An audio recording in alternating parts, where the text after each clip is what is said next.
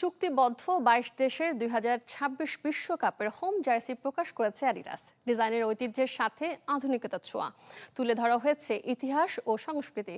শেষবারের মতো অ্যাডিডাসের জার্সিতে খেলবে জার্মানি। ফিনলে ইংলিশ ব্রেকফাস্টটি, যার কড়া স্বাদ আর সতেজ সুবাস দেয় চুমুকেই চমৎকার একটা দিন। বিশ্বকাপ শুরু হতে বাকি ২০০ দিনেরও বেশি।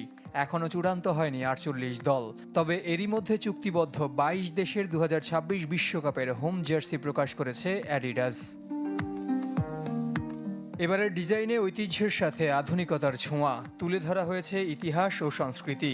আসরের ৩ স্বাগতিক দেশ যুক্তরাষ্ট্র, কানাডা ও মেক্সিকোর আবহাওয়া বিবেচনায় ব্যবহার করা হয়েছে উন্নত প্রযুক্তি, আরামদায়কের পাশাপাশি যা ফুটবলারদের রাখবে শীতল। শেষবারের মতো জার্মানির বিশ্বকাপ জার্সিতে বসছে অ্যাডিডাসের লোগো। ২০২৭ সাল থেকে তাদের চিরপ্রতিদ্বন্দ্বী নাইকির সাথে চুক্তি করছে ডিমেনশেফট। যদিও গ্রেটেস্ট শো অন আর্থের টিকিট এখনও কাটা হয়নি ৪বারের বিশ্ব চ্যাম্পিয়নদের। জার্মানির মতো এখনও বাছাই পেরোতে পারেনি ওয়েলস, আরব আমিরাত, Ukraine, Sweden, Spain, Scotland, Northern Ireland, Italy, Hungary, Germany, Costa Rica ও বেলজিয়াম।